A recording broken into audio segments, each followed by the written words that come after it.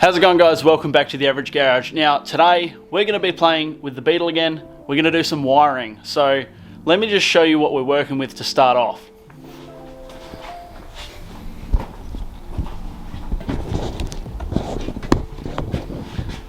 So straight off the bat you can see there is an absolute rat's nest of wiring in there, and that's after I've already pulled out all the stereo wiring. So yeah, she's a bit messy. I've got to figure out what everything does.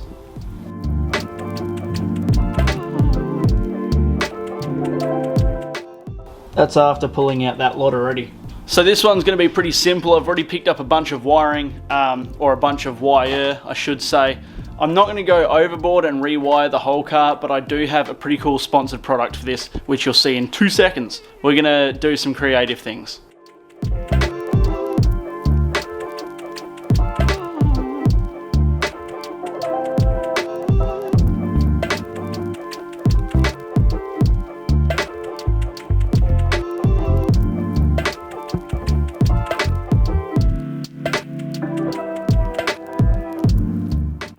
Right folks, so here behind me, as you've just seen, we have a aux beam 8-gang LED switch panel. Now it all runs through CAN bus, which means, if I just dig this out, that is the only wire that comes from this switch panel. So instead of having 35 wires going to the back of like a ton of switches, or 8 switches to be precise, we've got one main block here, which I'll drag out. This block here. Now you've got your main power in, your ground, and that essentially runs from that one wire, which actually has 4 wires in it because it runs a CAN bus setup. But either way, that runs this block, which does fuses, relays, does everything. I'll quickly pop the top up so you can see inside. There you go. So you've got your power and ground coming out. You've got one main big power coming in, bunch of fuses. And with each of those fuses is a solid state relay. So yeah, instead of having 35 different relays and stuff, I can run all my lights, my horn, everything else. I'm actually going to probably run maybe even a start switch off this. So yeah, it's a pretty cool bit of kit. So thank you very much aux beam for sponsoring this for the Beetle build. Right, so here's a mess, don't care. We've made a lot of progress so far and we're still nowhere near done. But I'll show you what we've done so far just so you have some form of idea, because it's a nightmare. So as you can see in this absolute rat's nest, we've got stuff that I've started to label. I've got wires everywhere still.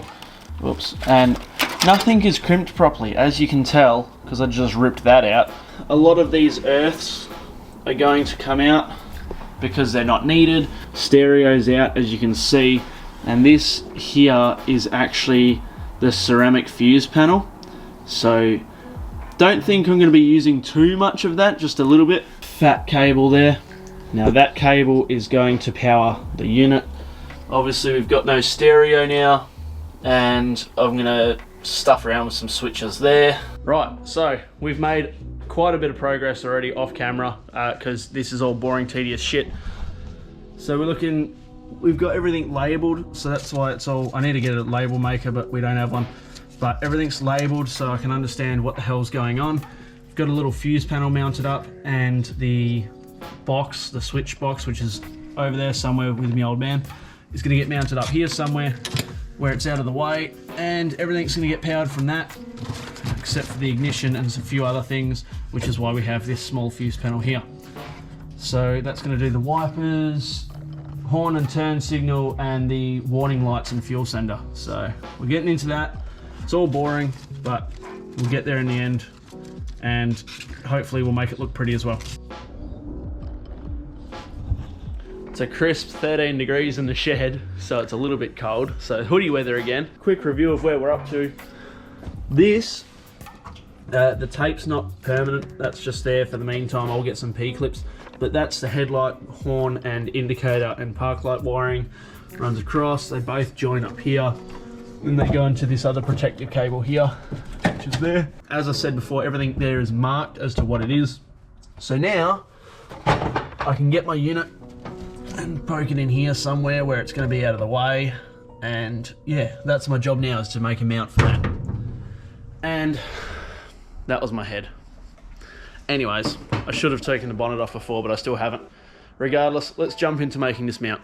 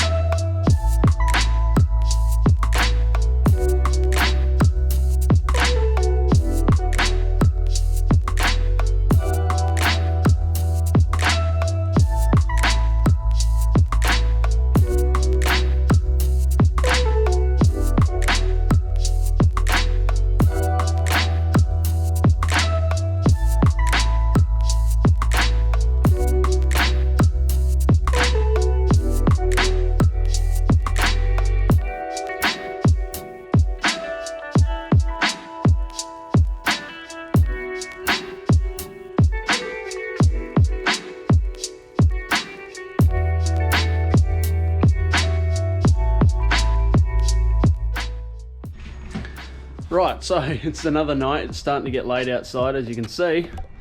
So nights are getting darker faster. Anyways, so I've dragged my new loom through, which is all this here. And as you can see, I've cut out little tags of everything. And what I'm doing is I'm just going through, now that the loom's here, I'm labeling each wire because I made my own little wiring diagram there. And I'm just labeling each wire, just makes life 10 times easier. Then I know what's going on. Now, it's in conduit, not the best conduit in the world, I know, but anyways, it's better than nothing. All the loom's in here, it's come out there. So I'm gonna start terminating this stuff with what I've got. I'm waiting on some more terminals and crimps and stuff like that. But for now, that's just another quick little update as to how I'm doing this lot. Right, so I missed a whole bunch of filming, and I just got to a point where I was like, I need to get this thing done, running out of time because I had the pits booked, all that sort of stuff. So we put everything back together. It started spewing oil out and I couldn't figure it out. I was like, you know, I've pulled the engine out twice now, I've almost rebuilt it twice. So did all that, and it turns out that jug and piston that I got as a replacement, if you've been following along from the start, had a 1mm shim on it. Now, I did some measurements at the time, but obviously I had a brain fart or I wasn't paying attention because the measurements were wrong. That 1mm shim shouldn't have been on there, and because of that, the head didn't clamp down flat, it clamped down on an angle, and therefore one of the cylinders was leaking. Not only with the compression side, it was literally blowing the compression and the explosion of the internal combustion out the side of the head. I am so lucky I didn't torch the head. But not only did that happen, but it didn't seal the jug to the crankcase. So it was leaking there as well. And it was, the fan blows the oil all around and it was leaking fuel and all sorts of stuff. So how's it going, guys? All right, so it's been a bit of time. A lot has happened. Pretty much I've got to explain the rest because there's a lot of corrupt footage that happened, and then I just stopped filming because after I lost a bunch of footage, I just pretty much gave up with the cameras for a bit. So yeah. Right, so while I've been gone and while I haven't been posting all that sort of stuff, a lot's changed. Obviously, we've rewired the car front to back. Yeah, got to use the really cool aux beam controller there. That sort of made life a little bit easier as well. Moving on from wiring, we jumped back into the cab of the car, of the Beetle, and put some sound deadening through the whole underside of the car. So there was a tub up there, I literally just poured it in the car and started rolling it and let it set for a few days. And it really thickened that floor up and gave it a bit more of a dense sort of feel. So the seats were also a bit of a drama. The seats I had to whack out with a rubber mallet to get them out. I honestly thought they were welded in when I first got the car and I started losing my shit. Turns out they were actually just installed wrong, but the seats have been tampered with, welded, fixed up before, whatever. It was all out of measurement. It's just everything with that car. The whole theme of that car is everything that could go wrong has gone wrong. I may as well call it Murphy's Law. Then we got to a battery. Now, a friend of mine ages ago actually gave me a Mercedes battery which fits, or we kind of made it fit, and yeah, got that in there, got a nice little mount made up for it so it actually mounts how it's supposed to. It's nice and firm in there. That's all good, and obviously wired it up. As I did my wiring loom, I also put a hot start relay in there. If you're not sure what that is, I'll chuck it up on the screen now. We got back to putting the interior back in. So I thought I want to put carpet in it. I honestly wanted one of those kids' play mats that you'll see on the screen now that has like all the roads and the streets and stuff in it. And a couple of guys have put them in Beetles before and other cars, and they look awesome. But I couldn't get my hands on one in time, and I didn't really want to spend the money on them because they can be quite pricey. Ended up going down to my local Bunnings hardware and got some automotive carpet. I think it cost me $100 for a 2x2 meter square.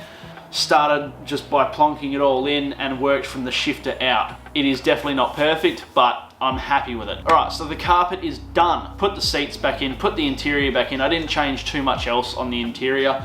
Picked up some door seals that I put in. Didn't do a very good job of it, but they're in there. Hey, it works.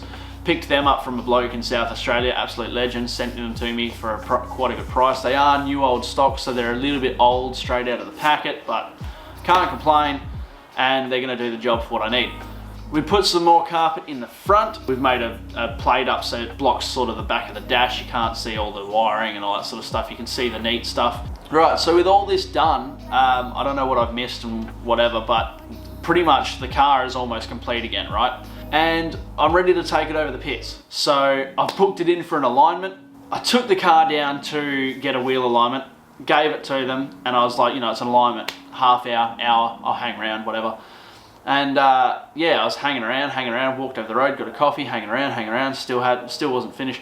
They come up to me and they go, oh look, we got the front done, but the rear's all out. I don't know if it's hit a curb or what. I'm sitting going, okay, we'll adjust it. They said they don't know how. Okay, so I walk in the workshop, I show them how to adjust it. Said, look, those 3 bolts there, loosen them up, bit of left, bit of right, you know, whatever your machine tells you, sort it out. So they start wailing on it with a hammer, actually damaged the rear of the car. Thank you very much, guys, I really appreciate that. And yeah, sticking with the curse of the car, and they just kept stuffing around with the car, so I said, look, stuff it. Mrs. came and picked me up, ran some errands and stuff like that. And get a call about 4 or 5 hours later after that, so it was 6 or 8 hours total they had the car. Yeah mate, can't do the alignment. I said, what do you mean? And they said, well, we've got 3mm toe on one side and we do it up, and then it's 3mm toe on the other side, and they couldn't figure it out. It is not a hard car to align, let me tell you. Long story short, get the car home and chucked it on the hoist, sorted it in 20 minutes. They left everything loose. They couldn't figure out how to move a frickin' eccentric nut.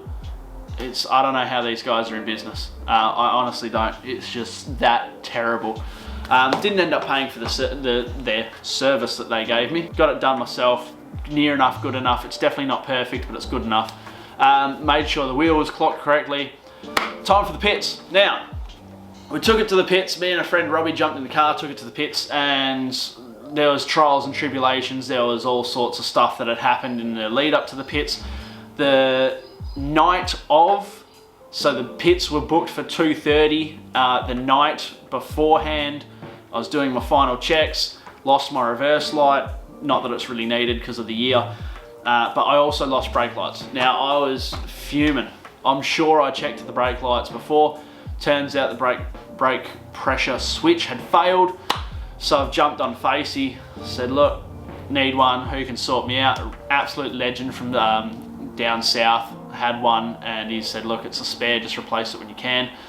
And then he, because I couldn't make it to his house, he actually gave it to his friend who works up near me, so I had like 10 minutes to drive to work to grab it the next morning instead of like an hour and a half sort of thing. Went and picked that up, actually picked up my own on the same morning as well because I got lucky and sorted that out, got to the pits, and we failed. So it failed the pits on a few things. Failed for having no bumpers. They wanted bumpers, so we sorted bumpers out. It failed for no bonnet stay because I don't have the little spring in the engine lid. So I'll put some B-roll up, but I essentially just put a little bit of aluminium rod on some clips, pull it out, poke it in, pull it out, clip it back up, done. He was happy with that. It had no suspension on the front. Now, I had raised those torsion bars in the front as much as humanly possible, or to my knowledge. Turns out I was a bit of an idiot, and my old man came around and goes, no, do it like this. And I said, no, you're full of shit. And then turns out he was actually right. Yes, you're right, Dad, whatever. I love you, really. But yeah, so we pre-tensioned or preloaded the torsion bars, and then now it actually lifts up off the bump stops. So we took it back over the pits, and he was happy with all of that. So I fabbed the bumpers up, did everything else, obviously. And yeah, it passed pits, so now it's registered, and everybody keeps asking the big magical question. What am I doing now? Well, I don't know.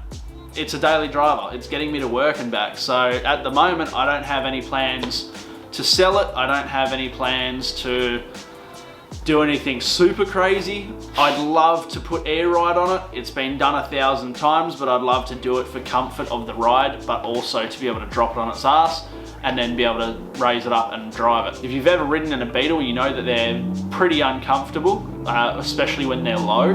Just thought I'd end the sort of series of the Beetle for now. Yes, there probably will be more content later on the Beetle, but it will be later on, because at the moment I'm probably going to be stepping not away, but to the side a little bit from YouTube.